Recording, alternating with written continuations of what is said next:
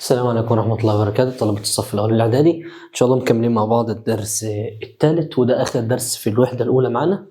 شرحنا في الحلقة اللي فاتت درس الصيغة العلمية، والحلقة اللي قبلها درس الأسس، وإن شاء الله مكملين في الدرس الثالث اللي هو درس الجذور التربيعية والجذور التكعيبية.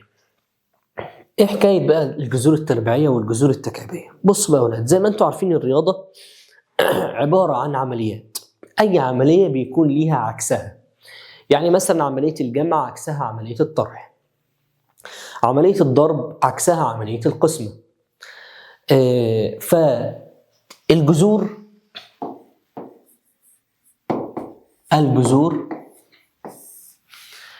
عكس الأسس.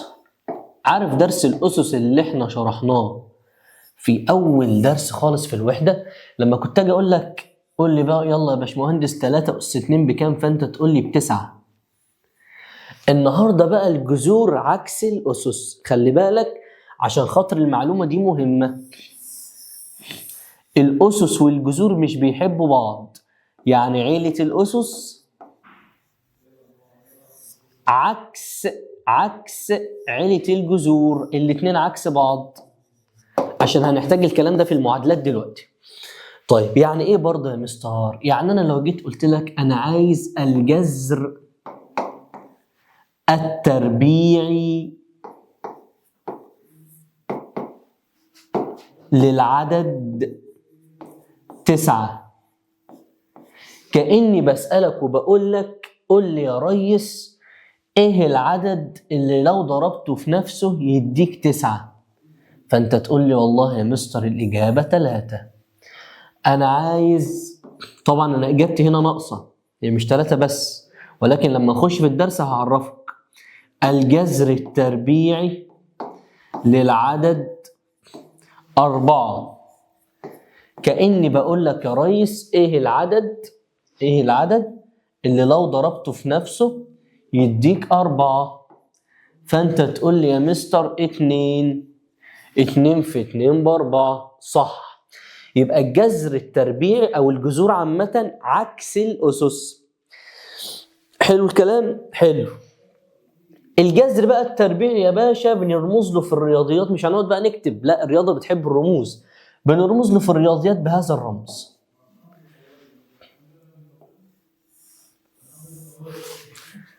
شايف العلامة دي عاملة ازاي؟ كأنك هتكتب 7 بالعربي كده وتقوم طالع وعامل كده. ده اسمه جذر تربيعي، بيبقى ليه دليل الجذر، رقم كده بيتكتب في الحتة دي على الجذر، فهنا بيبقى مكتوب 2 في الحتة دي كده، فده اسمه جذر تربيعي، ولكن طبعا الاتنين مش بتتكتب، تبقى مستخبية، فده اسمه جذر تربيعي. في جذر ثاني اسمه جذر تكعيبي، عامل كده،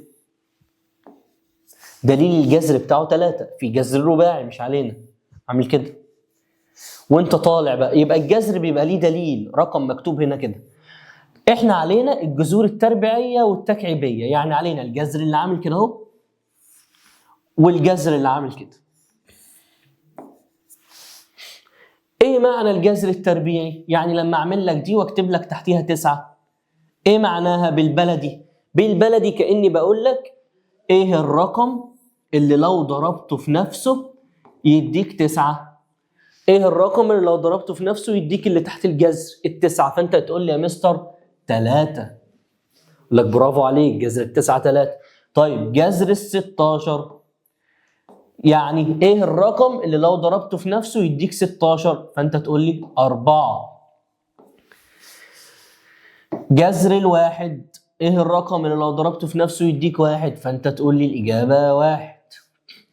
الجذر التربيعي 0 ايه العدد اللي لو ضربته في نفسه يديك 0؟ تقول لي 0.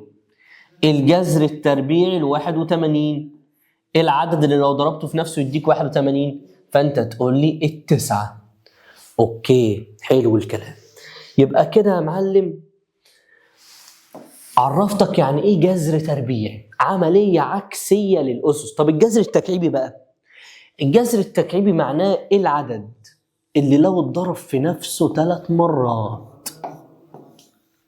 احنا هنا كنا بنقول عدد ينضرب في نفسه بس، انهم هنا عدد ينضرب في نفسه 3 مرات يديك اللي تحت الجذر. يعني لو عملت لك هنا كده 8، الجذر التكعيبي ل 8 في عدد لو ضربته في نفسه 3 مرات يديك 8، فانت تقول لي 2 في 2 في 2 يبقى الاجابه 2.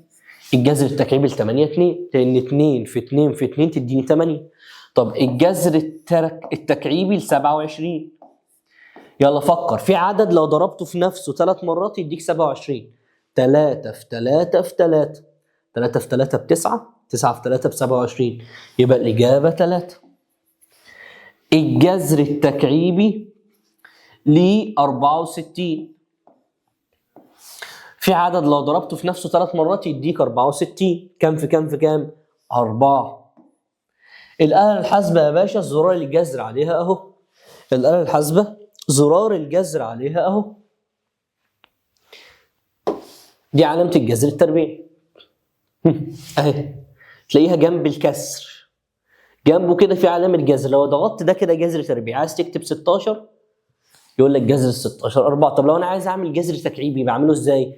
تضغط شيفت الأول وبعدين علامة الجذر، كده عمل لك جذر تكعيبي، وتكتب مثلا 27 يساوي 3. يبقى أنت لو عايز تعمل جذر تكعيبي بتضغط زرار شيفت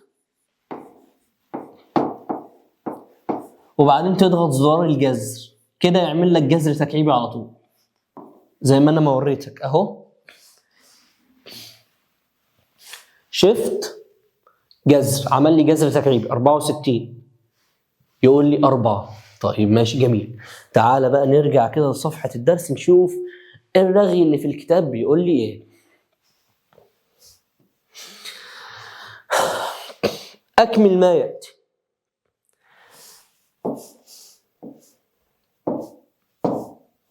يلا بينا يا ريس. جذر ال 36 يعني ايه العدد اللي لو ضربته في نفسه يديك 36؟ فانت تقول لي الإجابة 6. طيب ماشي. حاطط لي سالب بره الجذر، ينزل زي ما هو. جذر 16 على 25 تاخد جذر ال 16 لوحدها 4 وجذر ال 25 لوحدها 5، يبقى سالب 4 على 5. جميل. طب رقم 3 دي بتتحل ازاي؟ رقم 3 دي بيقول لي حاطط لي بره موجب او سالب. ايه العلامات دي؟ هفهمك دلوقتي. الموجب او السالب تنزل زي ما هي. جذر 25 من 100 مش دي كأنها 25 من 100 دي كأنها 25 على 100. طبعا يلا خد جذر اللي فوق وجذر اللي تحت. جذر ال 25 يعني ايه العدد اللي لو انضرب في نفسه يديك 25؟ 5. جذر ال 100 10، يبقى الإجابة 5 على 10. موجب أو سالب 5 على 10 زي الفل. طيب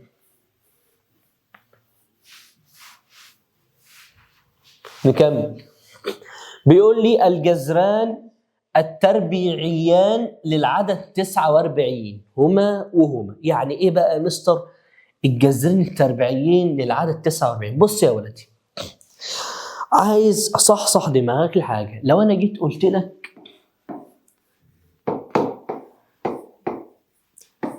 الجذران التربيعيان للعدد 9، ايه ده يا مستر؟ هي مش التسعة ليها جذر تربيعي واحد بس؟ لا، ليها جذرين. لو انا جيت قلت لك يا باشا جذر التسعة كده، ولو انا قلت لك يا باشا جذر التسعة كده، ولو انا قلت لك يا باشا جذر التسعة كده، في هذه الحالة جذر التسعة 3. طب في هذه الحالة جذر التسعة 3 برضه بس في سالب بره، يبقى الإجابة هتطلع سالب 3. طب في هذه الحالة تنزل الموجب أو السالب، جذر التسعة 3. سهلة دي. أما إيه حكاية بقى الجذرين التربيعيين للتسعة؟ مش أنا قلت لك يا باشا معنى كلمة جذر تربيع يعني إيه؟ العدد اللي لو ضربته في نفسه يديك 9، صح؟ فأنت قلت لي إيه؟ الإجابة 3، لأن 3 في 3 بكام؟ ب9، صح؟ طب إيه رأيك لو واحد قال لي لأ الإجابة سالب 3؟ ازاي يا مستر؟ حبيب قلبي، مش انت لو ضربت -3 في -3 سالب في سالب بموجب 3 في 3 ب9 برضه؟ يعني عايز تقول ايه يا مستر من الحته اللي انا مش فاهمها دي؟ عايز اقول لك ان اي عدد بيكون ليه جذرين، واحد موجب وواحد سالب. يعني لما اجي اقول لك الجذرين التربيعيين للعدد 9 تقول لي 3 فاصلة -3. ليه يا مستر؟ اصل 3 في 3 ب9، وسالب 3 في سالب 3 برضه ب9. لا مش راكبه معايا الحته دي. بص ركز معايا يا باشا وهقول لك انا. بص يا معلم،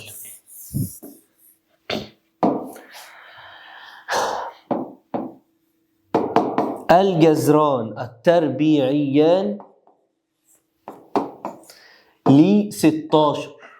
يلا قول لي ايه العدد اللي لو ضربته في نفسه يديك 16؟ تقول لي والله يا مستر 4. مش 4 في 4 ب 16؟ وفي اجابه ثانيه يا مستر، -4. لان -4 في -4 برضه تطلع كام؟ 16. يبقى اي عدد بيكون ليه جذرين تربيعيين، واحد بالموجب وواحد بالسالب. يبقى لما حد يجي يقول لك الجذرين التربيعيين ل 25، تقول لي لا، الجذرين التربيعيين ل 25 يبقى 5 وسالب 5، لان 5 في 5 ب 25 وسالب 5 في سالب 5 ب 25 برضه. الجذرين التربيعيين ل 100 تقول لي 10 وسالب 10، لان ال10 في 10 ب 100 وسالب 10 في سالب 10 برضه ب 100. يبقى كلمه الجذرين التربيعيين اللي جايه لي في السؤال العدد 49. يلا قول ايه العدد اللي هنضرب في نفسه يديك 49؟ 7 او -7. اتمنى تكون اتفهمت حته مهمه. طيب بص بقى اللي بعدها هيحدد لك، هيقول لك ايه؟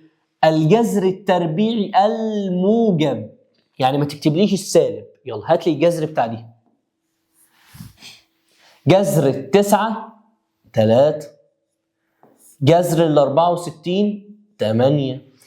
طبعا واحده واحده انت هتبقى سريع فيها. بص عايزك على جنب كده تقوم جاي كاتب كده: جذر 1 يساوي 1، جذر 4 2، جذر 9 3، جذر 16 4، جذر 25 5، جذر 36 6. طب يا مستر وانت هنا ليه ما بتكتبش موجب او سالب؟ لا، هو هنا عايز الجذر الموجب، طالما ما حطليش بره حاجه كده اشاره موجبه. انما لما بيعوز الجذر الموجب او السالب بيحط لك بره العلامه دي، ولو عايز الجذر السالب بس بيحط لك بره الجذر سالب. طيب جذر 49 7، جذر 64 8، جذر 81 9، وجذر 100 10. طبعا بقى في جذر 121 11، جذر 144 12،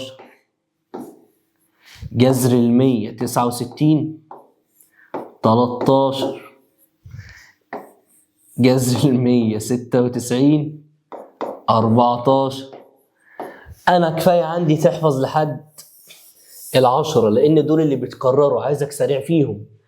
جذر 4 2، جذر 9 3، جذر 16 4، جذر 25 5، جذر 36 6، جذر 49 7، جذر 64 8، جذر 81 9، جذر 100 10.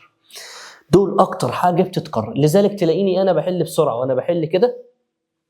تلاقيني بعمل ازاي؟ اقول لك اهو: جذر 9 3، جذر 64 8. يا مستر ما حطيتش ليه موجب؟ لا، هو عايز الموجب. بص اللي بعدها بقول لك الجذر التربيعي الايه؟ السالب. يبقى انا عايز الجذر السالب. جذر 36 ايه؟ 6. يبقى الاجابه طلعت -6. زي الفل. تعال نحل، حاول بنفسك يلا. الجذران التربيعيان، يبقى عايز الموجب والسالب لل100، ال10 والسالب 10، لان ال10 في 10 ب100 وسالب 10 في سالب 10 ب100 برضه. رقم 2 ايه يا مستر الغريبه دي؟ انا عايز احلها ازاي دي؟ بص يا باشا، السالب اللي بره الاول سيبك منه نزله. جذر دي 4 من 100، يعني يا رجاله دي بتتكتب 4 على 100 هكذا. هتاخد جذر الأربعة لوحده 2، وجذر ال100 لوحده 10. زي الفل. الجذر التربيعي الموجب للعدد 144، جذر ال 144 كام يا ولدي؟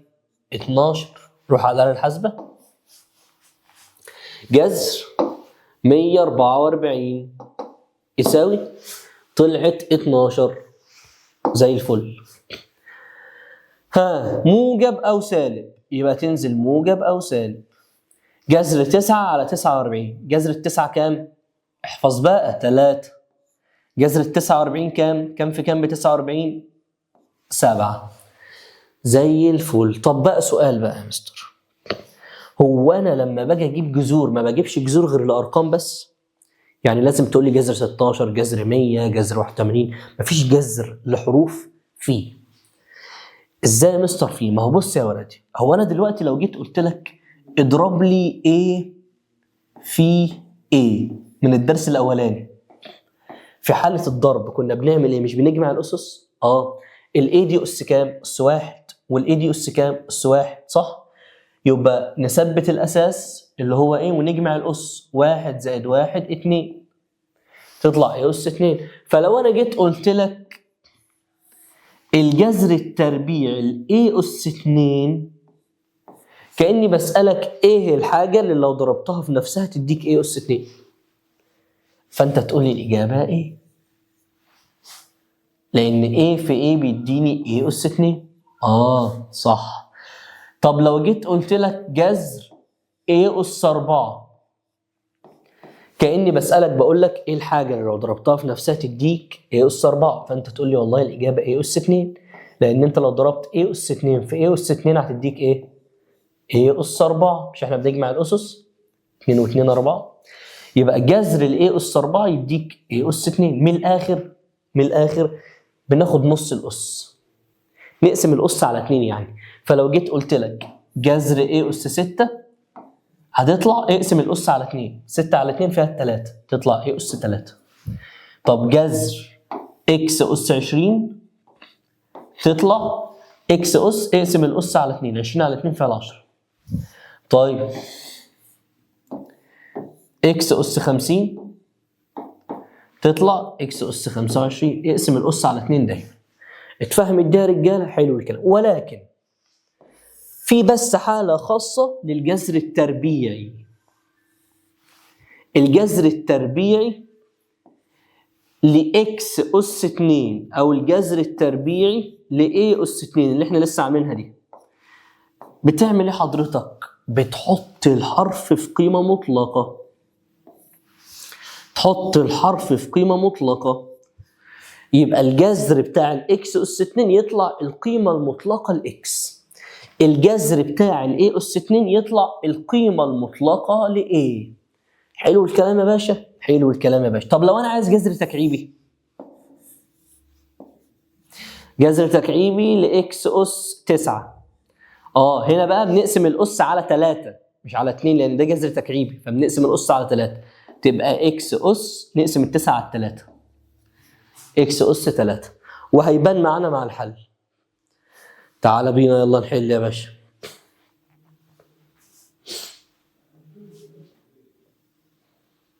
بسم الله. يلا بينا.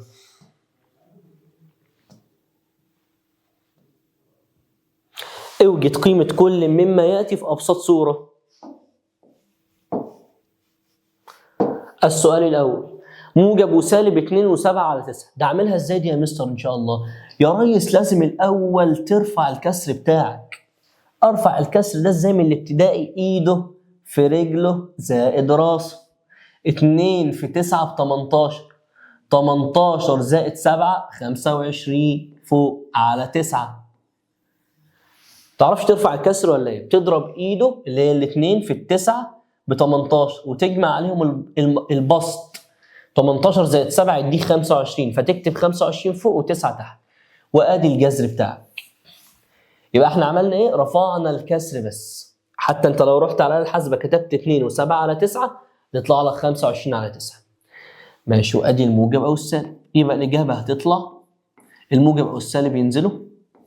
خد لي جذر ال 25. يلا، ايه العدد اللي ضربته في نفسه يديك 25؟ 5. جذر التسعة، ايه العدد اللي ضربته في نفسه يديك 9؟ 3. يبقى موجب وسالب 5 على 3. اللي بعده، ايه ده يا مستر؟ سالب 2 على 7 لكل أس 2. والله يا حبيب قلبي دي ليها طريقتين للحل، أنا بحب هنا الطريقة دي. بص أدي الجذر، يلا نربع. مش لما حاجة تبقى أس 2 السالب بتاعها بيطير؟ خدناها الحصة الأولانية. إذا كان الأس زوجي بيبلع السالب أو بيطير السالب، فمعنى كده السالب هنا هيطير. يلا ربع يابا. 2 أس 2 4، و7 أس 2 49. فأنت دلوقتي كأنك بتعمل إيه؟ هتاخد جذر 4 على 49 اللي هي هتساوي جذر الأربعة 2 وجذر ال 49 7. يا مستر ما هي يا مستر، أنت ليه لفيت اللفة دي كلها؟ ما أنا عشان أقنعك بلف كده. أنت بقى بعد كده تعمل إيه؟ الأس 2 ده بيطير مع الجذر ويتفضل اللي تحت الأس بس من غير السالب. يبقى الإجابة هتطلع 2 على 7. حلها بالراحة خالص، محدش بيجري وراك. تعالى لدي، جذر 4 في 25. والله قدامك حلين. الجذر اضرب 4 في 25 الأول.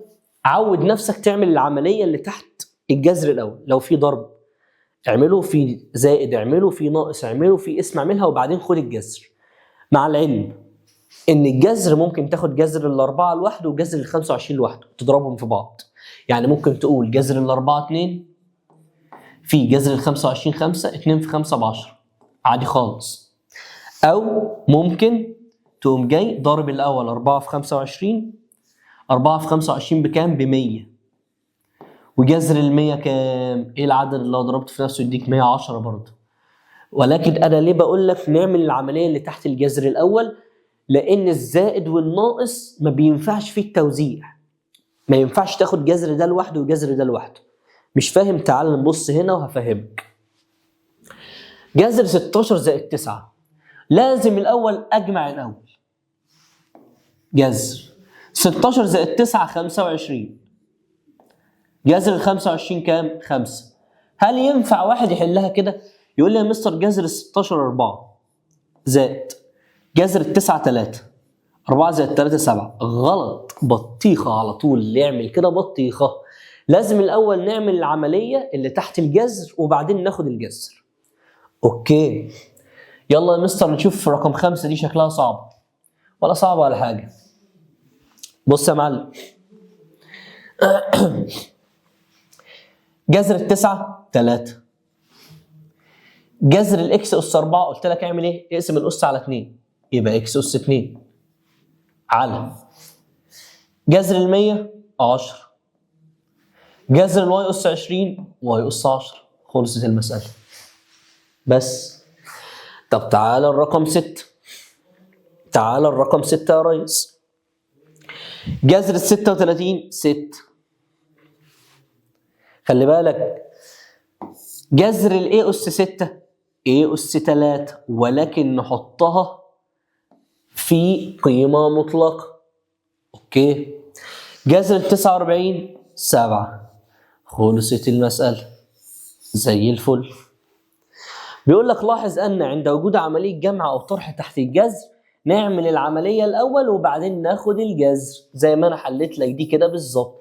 تاخد الجذر بعد ما تجمع أو تطرح. في عندك كم مسألة حاول بنفسك. أدي 1 2 3 4 هتحلهم ليه. الآن هندخل بقى على أهم جزئية في الحصة وفي الوحدة الأولى. شايف قد إيه أهم جزئية في الحصة وفي الوحدة الأولى؟ حل المعادلات باستخدام الجذور أو حل معادلات الجذر التربيعي. بص يا معلم، دلوقتي أنا عايز ألعب معاك شوية ألعاب بسيطة. لو أنا جيت قلت لك يا ريس 3 أس 2 بكام؟ تقول لي والله يا مستر بتسعة، 3 في 3 بتسعة. طيب سالب 3 أس 2 بكام؟ هتقول لي والله يا مستر برضه بتسعة، زي الفل. طيب لو أنا بقى جيت قلت لك إكس أس 2 في رقم اسمه إكس مش عارفينه، لو ربعته أو عملت له أس 2 أو ضربته في نفسه تطلع الإجابة بتساوي 9. ما هو هذا الرقم؟ إيه الرقم اللي لو ربعته تطلع الإجابة 9؟ أهو 3 أس 2 مش طلعت 9؟ يبقى الرقم ده هو الكام؟ هو ال3 أو السالب 3. ما هو السالب 3 برضه لو ربعته هيديك كام؟ 9. فهنا يا مستر الإجابة 3 أو سالب 3. طيب بص تعالى كده، إكس أس 2 تساوي 16. الإكس بكام؟ الرقم اللي لو ربعته يساوي 16. تقول لي والله يا مستر يا إما 4 يا إما سالب 4. الإكس يا ب4 يا بسالب 4. طب ليه يا مستر واحنا بنعمل إيه أصلا في حل المعادلات باستخدام الجذور؟ بص يا ولدي، زي ما قلت لك في أول الحصة في عيلتين مش بيحبوا بعض، عيلة الجذور وعيلة الأسس. فلو احنا عايزين نتخلص من الجذر من الأس 2، لو احنا عايزين لو في حاجة عليها أس 2 واحنا عايزين نطيره نشيله ناخد الجذر التربيعي. ولو عايزين نتخلص من الأس 3 بنجيب له الجذر التكعيبي. والعكس مع الجذور، يعني لو في حاجة عليها جذر تربيعي واحنا عايزين نطيره بنربعها بنعمل عليها أس 2. ولو في حاجة عليها جذر تكعيبي واحنا عايزين نطير الجذر التكعيبي بنعمل لها أس 3. الأسس والجذور بيطيروا بعض. فأنا هنا أنا عايز أعرف الإكس بكام، صح؟ فدي إكس أس 2، فأنا عايز أشيل التربيع، عايز أطيره، أنا عايز الإكس بس. فبنعمل حاجة اسمها بأخذ الجذر التربيعي للطرفين. أصل دي معادلة لازم اللي تعمله في الطرف ده تعمله في الطرف ده. فبتيجي حضرتك واخد الجذر التربيعي دي واخد الجذر التربيعي دي، يقوم إيه اللي يحصل بقى يا معلم؟ الجذر التربيعي الإكس أس 2 لسه واخدينها القيمة المطلقة لإكس تساوي جذر 16 4. يبقى كده يا عم الحاج الإكس بكام؟ إيه الرقم اللي لو خدته في القيمة المطلقة يطلع لك 4؟ تقول لي والله يا مستر ممكن الإكس تبقى ب4 وممكن تبقى بسالب 4. شفت الحتة اللي أنت حوليت فيها دي؟ اللفة دي كلها أنا مش عايزك تعمل كل ده بقى. أنا عايزك تعرف ساعة ما بناخد الجذر التربيعي في حلول المعادلة بيطلع إجابتين يا ولدي. أي معادلة ليها جذر تربيعي إكس أس 2 تساوي 25. الإكس بكام؟ تقول له والله يا مستر الإكس هتطلع بموجب أو سالب 5. يا 5 يا سالب 5، لأن الإكس هنا بيطلع لها إجابتين، لأن الخمسة أس 2 تديني 25 وسالب 5 أس 2 برضو بتديني 25. حلو الكلام. تعال نحل يلا. طيب الأول سؤال،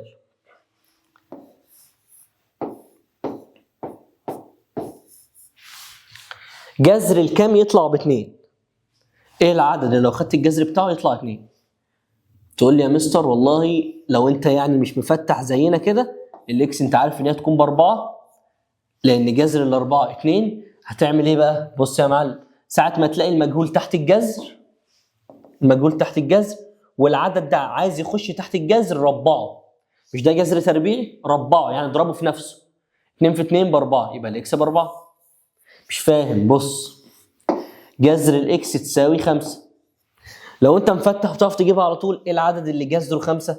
25. يبقى الاكس ب 25 صح؟ اسأل نفسك الخمسة دي عايزة تخش تحت الجذر تتربع، مش ده جذر تربيعي؟ تتربع 5 في 5 ب 25. جذر اكس، جذر تربيعي الاكس يساوي 3. الاكس كده بكام؟ سامع الناس بتقول 9، برافو. لان دلوقتي الجذر التسعة هي اللي بتطلع 3. طب اللي مش عارف، التلاتة احنا عايزين ندخلها تحت الجذر، جذر تربيعي، يبقى التلاتة تتربع، 3 في 3 ب9. طب لو جذر تكعيبي،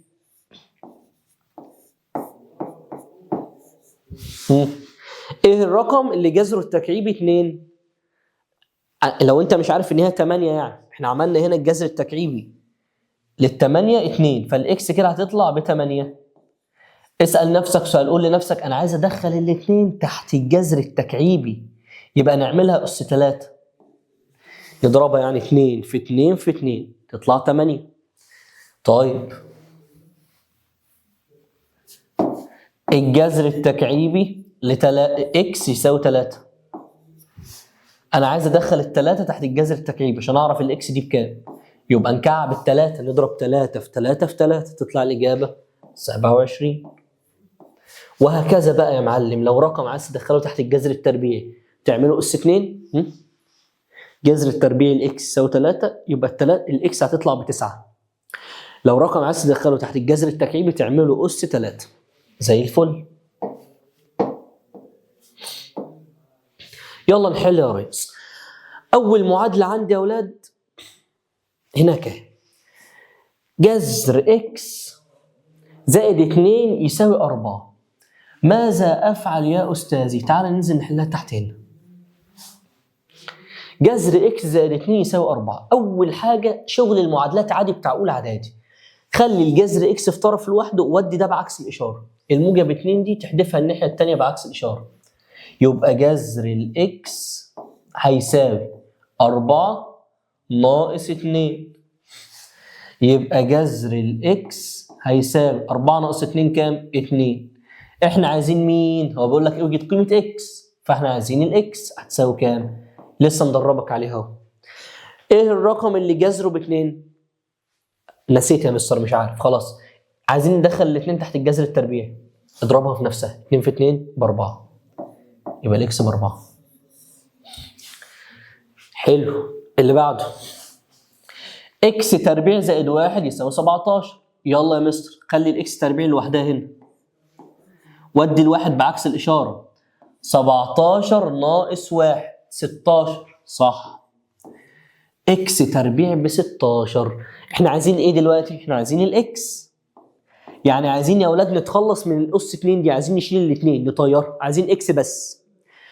نعمل ايه؟ مين يتخلص من اس 2؟ الجذر التربيعي، فبتقوم كاتب لي كده في الجنب باخذ الجذر التربيعي للطرفين، وتقوم حاطط لي هنا جذر وهنا جذر. جذر الاكس اس 2 باكس، وجذر ال16 اوعى تنسى تحط موجب وسالب 4. انا عرفتك العمليه المعقده اللي انا مش عايزك تعملها، ان جذر الاكس اس 2 بيطلع قيمه مطلقه الاكس، وجذر ال16 بيكون 4، فبالتالي الاكس بتطلع موجب وسالب 4. خلاص احنا عايزين نعملها بسرعه بقى. جذر الاكس اس 2 نزلناها اكس، جذر ال16 موجب او سالب 4. وفهمتها لك بالعقل، لان انا لما بكتب لك، انا بعيد الحته دي تاني ليه؟ مهم ان انت تفهمها. لما بكتب لك اكس اس 2 ب16 كاني بسالك ايه العدد اللي لو ضربته في نفسه يديك 16؟ فانت تقول لي والله الاجابه 4 او سالب 4. 4 في 4 ب16، سالب 4 في سالب 4 ب16 برضه. جميل. طيب رقم 3،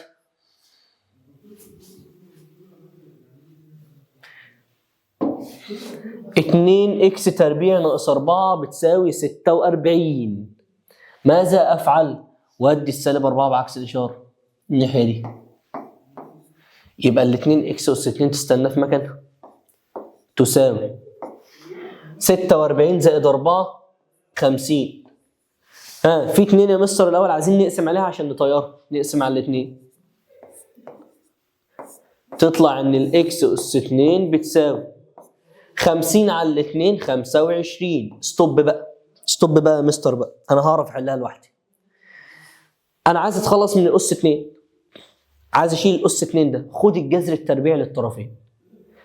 انا عايز اعرف الاكس هتطلع بكام دلوقتي يا مستر، فخد الجذر التربيعي هنا والجذر التربيعي هنا. جذر الاكس اس 2 باكس بيني وبينكم يعني هو بيطلع القيمه المطلقه لاكس، بس احنا عايزين نخلص بسرعه. جذر الاكس اس 2 باكس، وجذر ال 25 هحط موجب وسالب 5، وابقى عارف انا ليه حاطط موجب او سالب. لان انت يا مستر بتسالني ايه العدد اللي لو ربعته يديني 25، فهو الخمسه والسالب 5 الاثنين ينفعوا. زي الفل. اهم حته في الدرس هي حته حل المعادلات باستخدام الجذر التربيعي. طيب في حاول بنفسك عليها؟ يلا نحل حاول بنفسك عشان الحته دي مهمه جدا يا ولاد.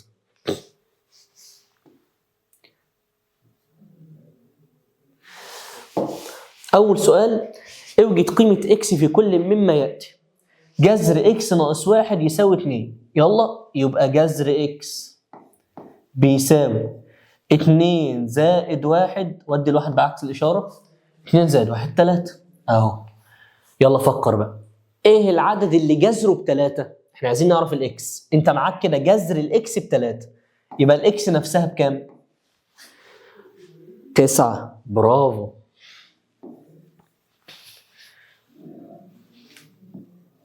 3 عايزه تخش تحت الجذر التربيع، يبقى نضربها بنفسها، 3 في 3 ب9. اوكي. هنا ودي الاثنين بعكس الاشاره، يبقى اكس اس 2 هتساوي 38 ناقص 2 36. مين اللي يخلص من اس 2؟ الجذر التربيعي، باخذ الجذر التربيعي للطرفين. جذر اكس اس 2 باكس، وجذر ال 36 موجب او سالب 6. اخر واحده، ودي السالب 2 بعكس الاشاره، يبقى 5 اكس اس 2 بتساوي 43 زائد 2 45. اقسم على الخمسة، يطلع ان الاكس اس 2 بيساوي 45 على 5 فيها 9. يلا ستوب. اكس اس 2 ب9، يبقى الاكس بكام؟ ايه العدد اللي لو ربعته يديك 9؟ والله يا مستر ينفع ال3 وينفع السالب 3، بس احنا هنا رياضيا بنعمل ايه؟ بنكتب باخذ الجذر التربيعي للطرفين. جذر الاكس اس 2 باكس، وجذر ال9 بنكتب موجب او سالب 3. زي الفل. ايه بقى يا مستر اللي دخل المكعب عندنا في الدرس بقى؟ احنا في الجبر دلوقتي. ايه دخل المكعب؟ تطبيقات على الجذور التربيعيه والتكعيبيه. لان انت المكعب يا ولدي ليه كام وجه؟ 6 اوجه.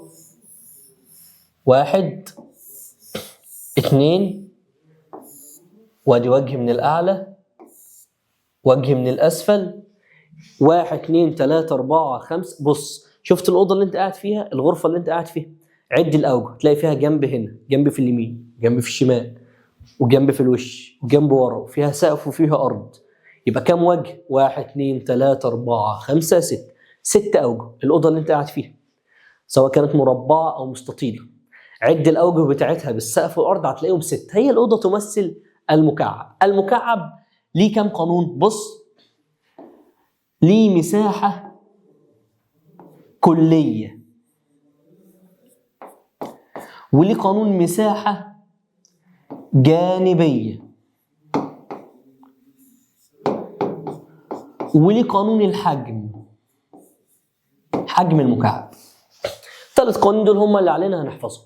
دلوقتي لو احنا جينا مسكنا جنب واحد بس من جوانب المكعب، يعني لو جيت كده على الحيطه دي خلعتها، خدت جنب واحد بس، يعني جيت هنا على المكعب خدت الجنب اللي قدامي ده، مش ده عباره عن مربع يا اولاد؟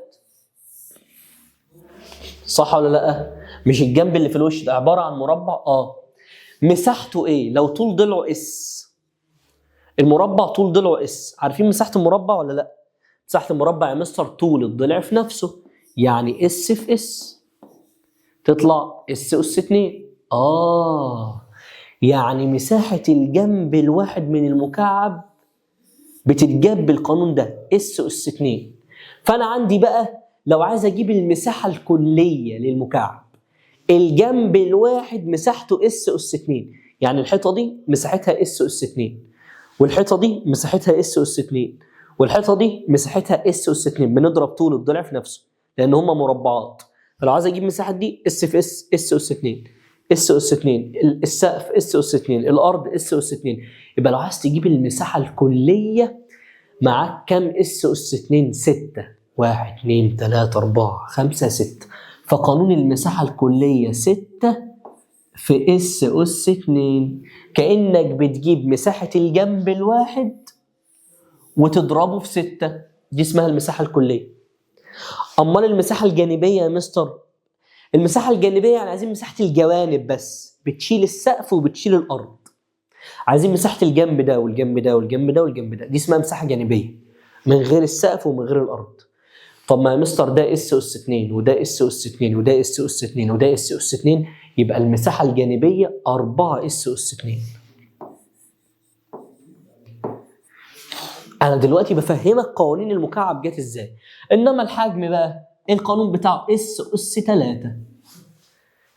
يبقى لو انا جيت قلت لك مكعب طول حرفه، ايه طول حرفه؟ اس يعني يساوي 2. اوجد كل الحاجات دي، هات المساحه الكليه والمساحه الجانبيه والحجم. ماذا تفعل؟ تقول لي والله سهله، مش انت قلت لي طول حرفه ب2؟ لو انا عايز اجيب المساحه الكليه هروح اعوض في القانون بتاع المساحه الكليه. مش القانون بيقول لي 6 في اس اس 2؟ طب والاس بكام؟ مش انت اديتني طول حرفه ب2 اهو. يبقى 6 في 2 اس 2. عملت ايه؟ شلت الاس وحطيت مكانها الرقم اللي هو اداهولي 2. تطلع الاجابه. لو انا عايز اجيب المساحه الجانبيه ماذا افعل؟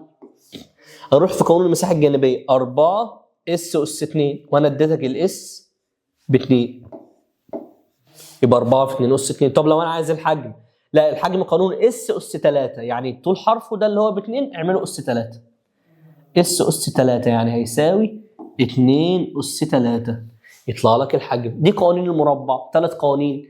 المساحه الكليه يبقى المستر قال لي كله، افتكر الاوضه 6 جوانب بالسقف وبالارض، 6 اس اس 2. طب مساحه جانبيه يبقى شيل السقف وشيل الارض، 4 جوانب بس، 4 اس اس 2. طب ايه الاس اس 2 دي اصلا؟ دي مساحه الجنب الواحد. الجنب الواحد على شكل مربع فمساحته بتبقى اس في اس، اس اس 2. طب والحجم اس اس 3. طب جميل. المسائل بتاعتنا بقى في الدرس هنمشي على قاعده، اللي يديهولك اكتب قانونه، اكتب قانونه. هي دي القاعده اللي احنا هنمشي عليها. اللي يديهولك في المساله روح اكتب القانون بتاعه. يعني ايه؟ بص، اللي يديهولك اكتب قانونه. افتكر القاعده دي، اللي يديهولك اكتب قانون. تلاقي نفسك عملت معادله تحلها عادي خالص. مكعب مساحته الكليه 150. ستوب، اللي يديهولك اكتب قانونه. مش هو اداك المساحه الكليه؟ اكتب قانون المساحه الكليه. المساحه الكليه، المساحه الكليه، المساحه الكليه 6 اس اس 2 تساوي، وانا اديتها لك بتساوي كام؟ 150. تقوم مساوي ب 150. كده انت عملت المعادله. هتعرف تحل المعادله دي ولا لا؟ طبعا. اقسم على ال6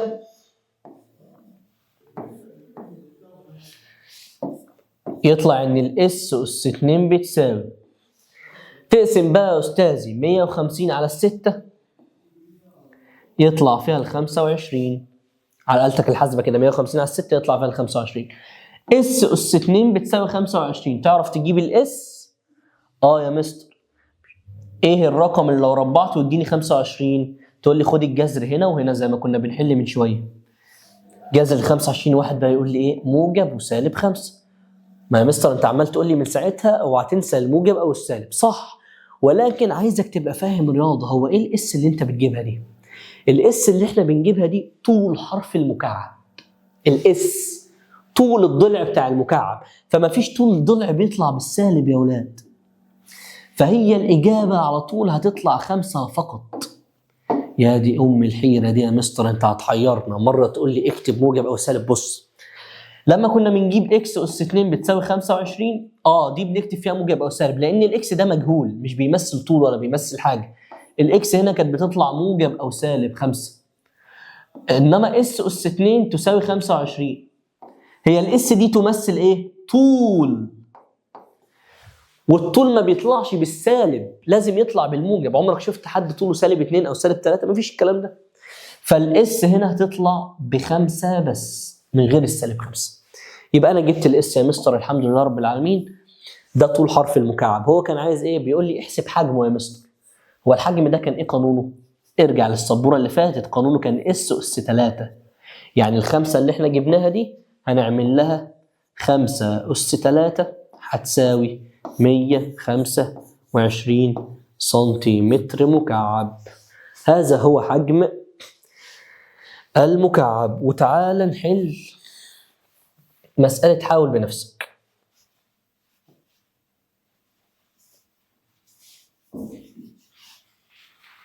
بص يا معلم،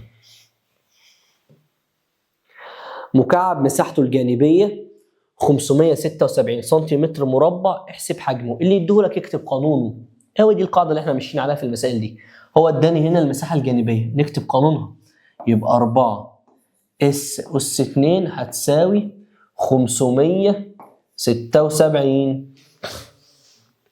طيب تعرف بقى تحل المعادلة؟ احنا عايزين نجيب الاس لان احنا عايزين نحسب حجمه. الحجم اللي هو القانون بتاعه اس اس 3، يبقى لازم نجيب الاس الاول يا مستر. طب يلا بينا حل المعادله دي ازاي؟ اقسم على 4 الاول كده، تقسم على 4، طير ال4 مع ال4، يتفضل لك ان الاس اس 2 بتساوي 576 على 4 144. اس اس 2 بتساوي 144. انا عايز الاس. يا مستر هناخد الجذر في الناحيتين، جذر التربيع هنا وجذر التربيع هنا. جذر ال 144 موجب وسالب 12 ماشي، ولكن هنا احنا بنجيب طول الحرف فبتطلع بالموجب بس. يبقى احنا جبنا الاس ب 12. انا مش عايز الاس، انا عايز الحجم. فانا جبت الاس ب 12، فهتقوم واخد ال 12 دي عاملها اس 3. يبقى الحجم هيساوي 12 اس 3، هتطلع لك الاجابه بالسنتيمتر المكعب. 12 اس 3 بكام؟ 12 اس 3 يساوي 1728.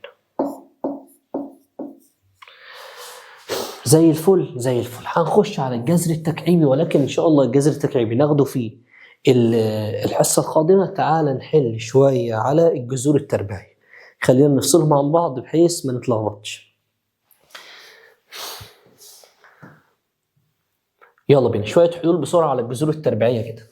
اول سؤال بيقول لي جذر اكس يساوي 9. عايز اعرف الاكس. هنا يا مستر اعمل ايه؟ ايه الرقم اللي جذره ب9؟ انا بكلم نفسي اهو. ايه الرقم اللي جذره ب9؟ والله 81. طب مش عارف افكر فيها كده. ال9 دي لو دخلت تحت الجذر التربيعي تخش بس متربعه، يعني 9 في 9 ب 81 صح. يبقى الاكس دي المفروض تبقى ب 81 عشان جذر ال 81 يطلع 9. يبقى الاكس في اول مساله طلعت ب 81. رقم 2. لا ده انا هنا مستر معادله لازم اودي الواحد الاول. يبقى جذر الاكس هيساوي 7 ناقص 1. 7 ناقص 1 6. فكر بقى يلا، احنا عايزين نجيب الاكس. جذر الاكس ب6. ايه الرقم اللي جذره ب6؟ ايه الرقم اللي جذره ب6؟ الرقم اللي 36. المفروض الاكس دي تتحط ب 36 لان جذر ال 36 هيطلع 6. طيب تعال الرقم 3. اكس اس 2 ب 121. عايزين نجيب الاكس. يعني عايزين نشيل الاثنين دي. مين بقى اللي بيتخلص من اس 2؟ الجذر التربيعي. يبقى باخذ جذر التربيعي للطرفين، هنا جذر وهنا جذر. اوعى تنسى الايه؟ الموجب او السالب. جذر ال 121 11. طيب رقم 4 كتاب مدرسي. حلو. ودي الواحد الاول. يبقى الاكس اس 2 هتساوي 8 زائد 1 9. عايزين نتخلص من الاس 2، ناخد الجذر التربيعي. يبقى الاكس هتساوي جذر ال9 3، واوعى تنسى موجب او سالب. رقم 5. سيب دي زي ما هي اهو. ودي ال5 بعكس الاشاره. 43 زائد 5 تطلع 48. اقسم على ال3 هنا وهنا. تطلع ان الاكس اس 2 هتساوي 48 على 3 فيها الكام؟ 16. يلا بينا عايزين الاكس. اكس اس 2 ب 16. يبقى الاكس بكام؟ والله يا مستر هناخد الجذر التربيعي هنا وهنا. جذر التربيع الاكس اس 2 اكس، جذر ال 16 4، واوعى تنسى موجب او سالب. شوف انا عمال تقول اوعى تنسى اوعى تنسى، انت برضه هتنسى. طيب ماشي، في بقى واحده غريبه اهي اللي هي رقم 8 يا مستر. هنعمل فيها ايه؟ دي بقى فيها شويه شغل الاول من اولى اعدادي. الاتنين مضروبه متوزعه، هتنضرب هنا وهنا. يلا بينا. 2 في اكس اس 2 ب 2 اكس اس 2 ناقص 2 في 3 ب 6 تساوي الجنب ده ما فيهوش حاجه. فاكر حركه لم الشمل؟ هات الاكس للاكس وودي الرقم للرقم. ايوه هي دي. في هنا 2 اكس اس 2، هنمسك الاكس اس 2 دي نجيبها لها بعكس الاشاره بالناقص يعني، وتتحذف من هنا، تتشال من هنا زي الفل. شايف السالب 6 دي؟ احذفها الناحيه الثانيه بعكس الاشاره، مش دي سالب 6 تروح هنا موجب 6 وتتحذف من هنا زي الفل. 2 اكس اس 2 ناقص اكس اس 2 يتفضل لك 1 اكس اس 2. انت معاك 2 اكس اس 2، هتشيل منهم اكس اس 2 يتفضل 1 اكس اس 2 هتساوي 6 زائد 3 9. ها اكس اس 2 ب 9، يبقى الاكس بكام؟ خد الجذر هنا وهنا. جذر التسعة 3، واوعى تنسى موجب او سالب زي الفل. قاعدين نجيب الاكس. طيب ماشي، تعال نحل من السؤال اللي تحتيه. بيقول لي يا مستر هنا اوجد مجموعة الحل. ايه الفرق بين ده وده؟ هنا بيقول لي اوجد قيمة اكس، فكنت بطلع الاكس وامشي خلصت. هنا لازم اجي في الاخر اكتب له مجموعة الحل تساوي واحط له الرقم اللي انا طلعته. يلا بسرعة نجيب اول واحدة. اكس اس 2 ب 25. ها عايزين الاكس. ناخد الجذر التربيعي عشان نتخلص من الاس 2. جذر اكس اس 2 باكس تساوي جذر ال 25 5، اوعى تنسى موجب او سالب. يبقى مجموعة الحل موجب او سالب 5. طيب تعال نحل رقم 3. 2 اكس اس 2 زائد 1 تساوي 33. حضرتك هتودي الواحد بعكس الاشاره، يبقى 2 اكس اس 2 بتساوي 33 ناقص 1 32. نقسم على الاثنين في الناحيتين، يبقى الاكس اس 2 هتساوي 32 على الاثنين فيها 16. ها الاكس تطلع بكام؟ خد الجذر 4، ولكن اوعى تنسى الموجب او السالب. يبقى مجموعة الحل موجب او سالب 4. زي الفل زي الفل.